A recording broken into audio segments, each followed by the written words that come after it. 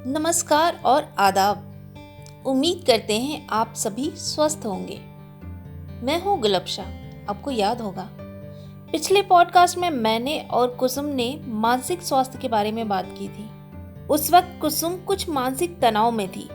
मुझे भी कुसुम की बहुत चिंता थी, इसीलिए मैंने उससे इस बीच बात करने की कोशिश की और मिली भी। क्योंकि हम दोनों एक ही गांव में रहते हैं तो मिलना आसान था। कुसुम को बात करके अच्छा लगा। हमने जैसा कि पिछले पॉडकास्ट में बात की थी, अक्सर मानसिक स्वास्थ्य को या तो पहले हल्के में लिया जाता है या फिर इस पर चुप्पी होती है। यह भी माना जाता है कि यह शहरी लोगों की बात है, लेकिन आज के हालात को देखते हुए हम ऐसा नहीं कह सकते। पिछले कुछ समय में कोविड और लॉकडाउन के चलते बहुत सारे लोग शहर छोड़ गांव में आए। गांव में ना ही रोजगार है, ना ही खेती बाड़ी ठीक से हो रही है। घर में तनाव और निराशा की स्थिति बढ़ती जा रही है। जहां आए दिन महिला हिंसा के केस में बढ़ोतरी होती जा रही है, वहीं आत्महत्या के मामले भी बढ़ते जा रहे हैं। कुसुम की भी घर की कुछ ऐसी स्थिति थी। उसका पति शहर में टैक्सी चलाने का काम करता था, लेकिन अब पिछले 5 महीने से घर पर है। कुसुम थोड़ा बहुत मजदूरी कर जैसे तैसे चला रही है। ऐसे में दोनों पर बहुत तनाव है। बच्चों की पढ़ाई भी बंद है क्योंकि मोबाइल रिचार्ज कराने के पैसे नहीं हैं। यह अकेले कुसुम की बात नहीं है, गांव में यह कहानी हर दूसरे घर की है।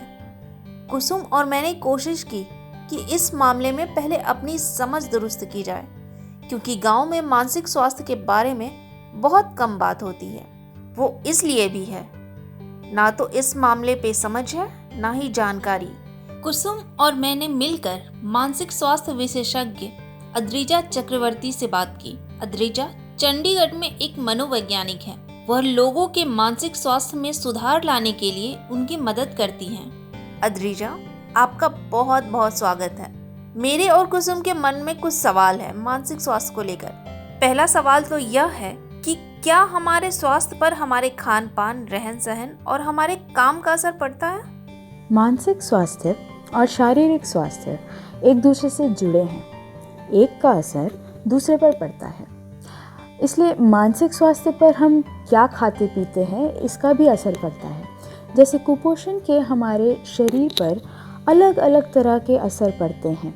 खास तौर पर गर्भवती औरतों को, या जो महिलाएं बच्चों को अपना दूध पिला रही हैं, या फिर छोटे बच्चों को। जिन बच्चों को बचपन में कुपोषण हुआ है, ऐसे में बड़े होने के बाद उनके व्यवहार ज़्यादा गुस्सा या आक्रामक यानी हिंसात्मक हो सकता है। हम क्या खाएं उससे ज़्यादा ज़रूरी है कि हम कब खाएं।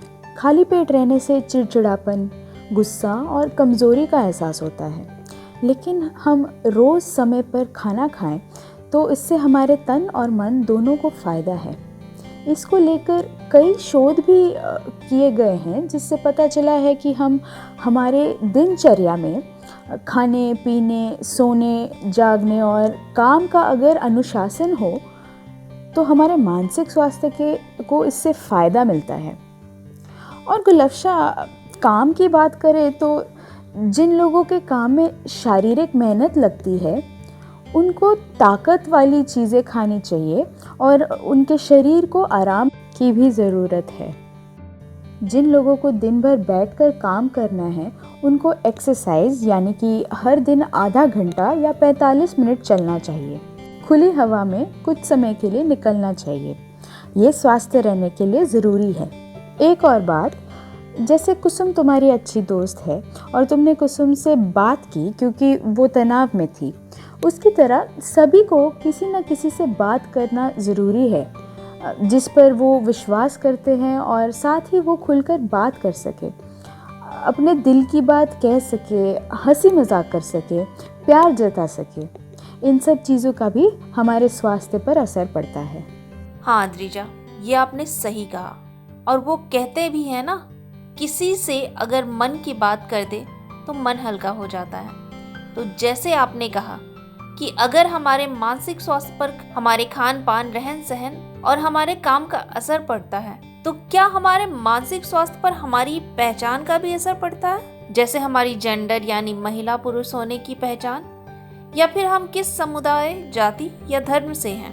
बिल्कुल गुलफ्शा, हमारे समाज में औरत और आदमी के बीच बहुत अंतर किया जाता है और ये सब होता है पुरुषवादी सोच यानी पितृसत्तात्मक सोच से, जिसमें ये मान लिया जाता है अगर आप औरत हैं तो उनकी जिम्मेदारी है कि खाना बनाएं, बच्चों की देखभाल करें, घर संभालें।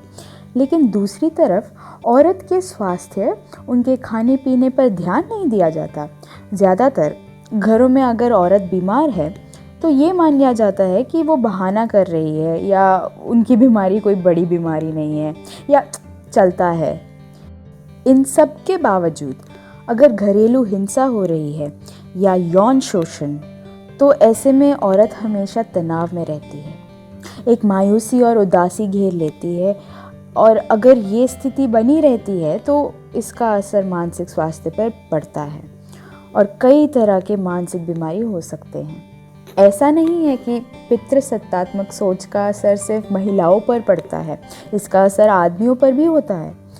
उनके ऊपर दबाव रहता है कि वो घर के लिए कमाएं, खुद को मजबूत दिखाएं और अपने भावनाओं को दबा कर रखें। जैसे अगर वो रोना चाहे या अपना दुख दर्द दिखाना चाहे तो उसे छुपा ले। इस सब का आदमियों पर घातक असर होता है। अपने भावनाओं को दबा कर रखने से तनाव, उदासी, गुस्सा, चिंता दिखने लगती है और ऐसे में आदमियों को आत्महत्या का जोखिम ज़्यादा होता है। यही नहीं, हम किस जाति या धर्म के हैं इसका भी असर पड़ता है, क्योंकि हमारे समाज में जाति और धर्म को लेकर भी बहुत भेदभाव है। किसी जाति या धर्म को ऊंचा तो किसी को नीचा, फिर उनसे जुड़े जाते अलग अलग तरीके के व्यवहार। इस तरह के भेदभाव, छुआछूत का असर उस जाति और धर्म विशेष के लोगों पर असर पड़ता है। यही नहीं, हमारे औरत मर्द की पहचान, ट्रांसजेंडर लोग या फिर हमारी यौनिक पहचान क्या है उसका भी असर पड़ता है, क्योंकि समाज में जेंडर, जाति, धर्म, समुदाय के आधार पर बहुत बंटवारा है। किसी को ऊपर तो किसी को नीचे माना जाता है, जिससे हमारे हक और अधिकारों पर भी चोट पहुंचती है। ये सभी मानसिक स्वास्थ्य को प्रभावित करते हैं। एक सवाल जो मेरे और कुसुम के दिमाग में बार बार चल रही है, और अक्सर गांव में हम जब भी मानसिक स्वास्थ्य पर बात कर रहे हैं तो सुनने को मिलता है कि यह सब शहरों में होता है, गाँव में नहीं। लेकिन इस कोविड काल में और लॉकडाउन की स्थिति में हमने देखा है गांव में बहुत तनाव, निराशा और लोगों के व्यवहार में थोड़ा आक्रामकता बढ़ गई है। तो ऐसे में कैसे गांव में लोगों की बात करें? क्या कोई सरकारी व्यवस्था या सुविधा है या कोई विशेषज्ञ मनोचिकित्सक यानी मानसिक रोग के डॉक्टर हैं जो गांव में मानसिक स्वास्थ्य पर काम करते हैं?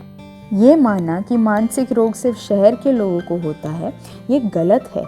ये किसी को भी हो सकता है, जैसे शारीरिक बीमारी किसी को भी हो सकती है। शहर में क्योंकि मानसिक रोग के डॉक्टर और जानकार लोग हैं, इसलिए इसका पता तुरंत लग जाता है। लेकिन गांव में जानकारी नहीं है, ना ही इसके डॉक्टर्स, साथ ही मानसिक रोग को लेकर अभी समझ भी नहीं है। ज़्यादातर इसका जादू टोना, झाड़ फूक या खुद ही इलाज करना शुरू कर देते हैं और अगर स्थिति ज़्यादा खराब हुई तो पागल मानकर उस इंसान को छोड़ दिया जाता है। दरअसल सच्चाई तो ये है कि हमारे देश में मानसिक स्वास्थ्य को लेकर जागरूकता ही नहीं है। इस पर एक चुप्पी है, बात नहीं होती है। लेकिन उदासी, तनाव, मायूसी, चिंता की स्थिति तो सब में होती है, चाहे वो कोई भी हो। अच्छा अद्रिजा जी, हमारे यहाँ जो आयुष्मान भारत योजना है, जिसके तहत कार्ड बने थे, जिसमें ये कहा गया था कि हम किसी भी बीमारी का 5 लाख तक का इलाज करा सकेंगे, तो क्या इसमें कोरोना और मानसिक स्वास्थ्य के लिए इलाज है? 2017 में मानसिक स्वास्थ्य पर एक कानून बना, जिसके अनुसार अगर किसी को मानसिक बीमारी है तो वे सब सुविधाएं दी जाएंगी जैसे शारीरिक बीमारी में दी जाती हैं। आयुष्मान योजना में 17 तरह के पैकेज हैं जो सिर्फ मानसिक रोग के इलाज के लिए है, जिसमें कई तरह के टेस्ट जैसे ETC, RTMS, ब्लड टेस्ट हैं। और जो रोग हैं वो हैं सर पर चोट लगने से होने वाली मानसिक रोग, स्किज़ोफ्रेनिया, जिसे हिंदी में मनोविकलता कहते हैं, उदासी, तनाव, चिंता, मानसिक मंदता, शरीरी बीमारी से होने वाले मानसिक रोग, इन सब के लिए 2500 रुपये तक का पैकेज है, लेकिन ये तभी जब सरकारी अस्पताल में इलाज करवाया जाए। अक्सर पैसे नहीं होने की वजह से गरीब लोग अपना इलाज नहीं करवा पाते हैं, तो ये पैकेज इसलिए भी बने गए हैं। कुछ राज्य में अलग योजनाएं भी हैं, जिसमें कुछ ने मानसिक रोग को शामिल किया है तो कुछ ने नहीं। लेकिन ओडिशा सरकार ने बीजू स्वास्थ्य कल्याण योजना में मानसिक रोग को शामिल किया है। कोविड के बारे में नहीं मालूम मुझे, लेकिन हाँ, सरकार ने कुछ सुविधाएं कोविड की ज़रूर की हैं। शुक्रिया अद्रिजा, आपने कई बातें बताई। मैं ये सारी बातें अपनी सहेली कुसुम से तो ज़रूर बताऊंगी। इसके साथ ही गांव में महिला समूह के जरिए मानसिक स्वास्थ्य पर समझ बनाने की कोशिश करूंगी, जिससे इस पर सभी बात करें। ये जानकारी खबर लहरिया, निरंतर और rapid rural community response to कोविड-19 के सहयोग से जारी की जा रही है।